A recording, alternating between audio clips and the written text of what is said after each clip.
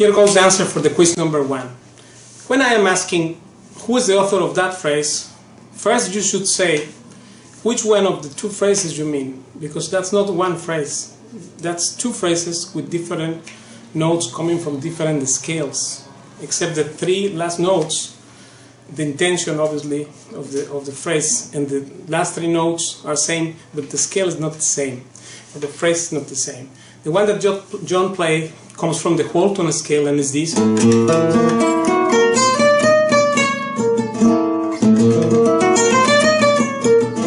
Of course he played it like this.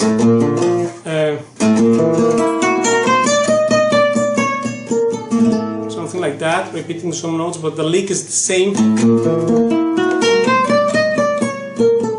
Has all the notes of the whole tone scale except the first one, which is A. Or you could play it also from G sharp. So this is a whole tone phrase, and this is by John Laughlin. Paco learned this while he was playing in the trio. Of course, Paco said that I don't know harmony, I don't know the name of the chords or the name of the scales. So he said it there in the interview, we'll just see now. Said it himself. So therefore, what's the question of having a whole tone scale on a flat 6 chord? He didn't know even the name of the chord or the name of the scale. So it's not that it just happened like that. But he was a man of great intuition, and by seeing how John Laughlin uses this thing, the whole tone, and how he solved it to this chord, to the 5th, 7th, flat 9, because Laughlin was very well informed in flamenco. In fact, he wanted to be a flamenco player, which we will also see him saying that. And then therefore, this Paco took it from Laughlin, incorporated in his own language, and then put it all over, and then now we take it as a very Paco phrase. And actually the one that Paco played there is modal, and is this here.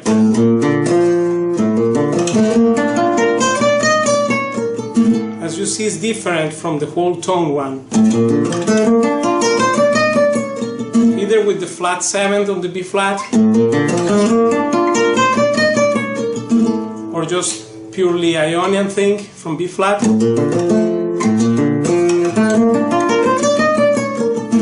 That's the one that Paco played there. That's not whole tone, that's modal, you see? So there are two different things. But anyway, also that came out of this experience with John Laughlin playing, and from the things he incorporated, learning from these great musicians like Chick Corea and Aldimiola also. So that's the answer for the quiz number 1. So here we go with Paco himself saying it.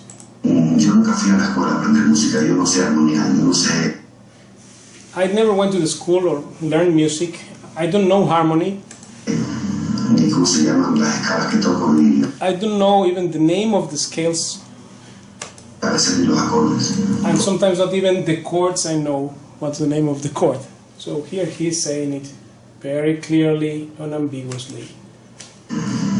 Yo nunca fui a la escuela a aprender música, yo no sé armonía, yo no sé ni cómo se llaman las escalas que toco ni a veces ni los acordes. Conclusión, nunca fui a la escuela. Entonces me puse a tocar con músicos de jazz. So I never went to the school, therefore what I did is, in conclusion, that I went to play with jazz musicians, gente que sabe mucha armonía, people who knows a lot of harmony, que están pues a la vanguardia de la música, which are really into avant-garde music and in the avant-garde side of music. Y por ahí aprendí mucho más. And then that I learned from them. There is where I learned. Y pues yo tengo mi propia manera de componer, mi propia manera de... And then I have my own way to compose. So here he's saying it. Now in Spanish we leave it just at this point. Yo nunca fui a la escuela a aprender música, yo no sé armonía, yo no sé ni cómo se llaman las escalas que toco ni a veces ni los acordes. Conclusión, nunca fui a la escuela. Entonces me puse a tocar con músicos de jazz, que sí son gente que sabe mucha armonía, que están pues a la vanguardia de la música.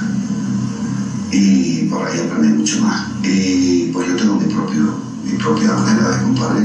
So therefore, if he didn't know what's the name of the scales or what's the name of the chord, there is no question to infer or try to think that he made those phrases with whole tone and did not learn it from John McLaughlin, but was a Paco thing. That's not true. He didn't even know that whole tone existed before he played with them. He learned with them on the stage and playing, and he could grasp all these elements right from there. For example, here I prove it with one whole tone introduction to Montiño from his album Solo Quiero Caminar from the Fandangos. Listen this.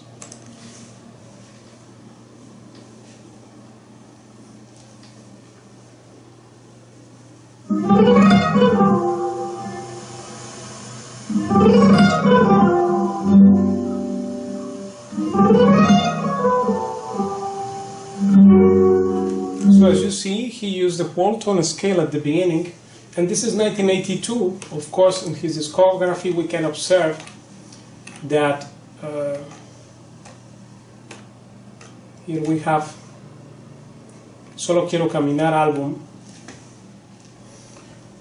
was right on 1981, and his first album with the trio was in 1980, in Friday Night in San Francisco, this, with John McLaughlin and Aldi Meola. This 1980 Friday Night in San Francisco happened, and then after that he recorded Solo Quiero Caminar, on which this piece, Montiño, is there, and therefore whole tone is there. So obviously he took this from John McLaughlin.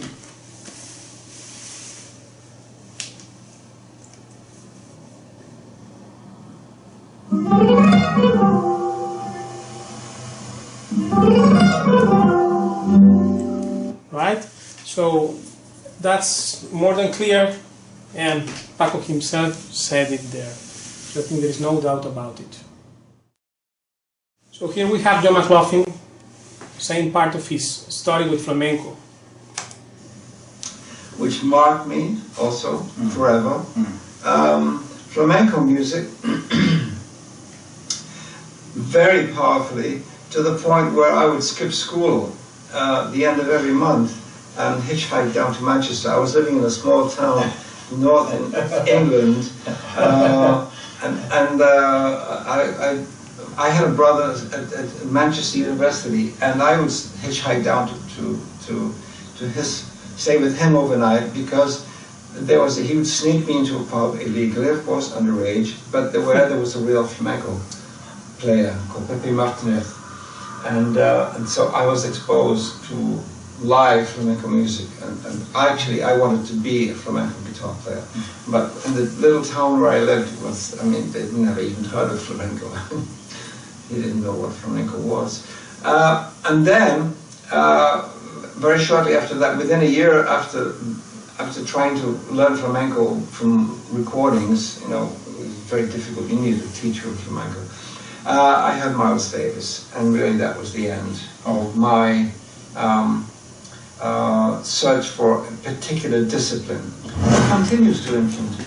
So here, John McLaughlin said himself he was a lot into flamenco, and of course he incorporated all the modern harmony stuff into that and make Paco de Lucia richer. Actually, this is a very hard pillow or bitter pillow to swallow, you can say, for the purists and the kitsch people, kitsch flamenco people, because what we know for flamenco, as far as the modern flamenco is concerned, has its roots here. It does not come from flamenco itself. Flamenco does not have this influence, what Paco did with these people, and what it became, then it would be a very poor music, very limited one, and not the great spectrum of world music we have today, known as modern flamenco.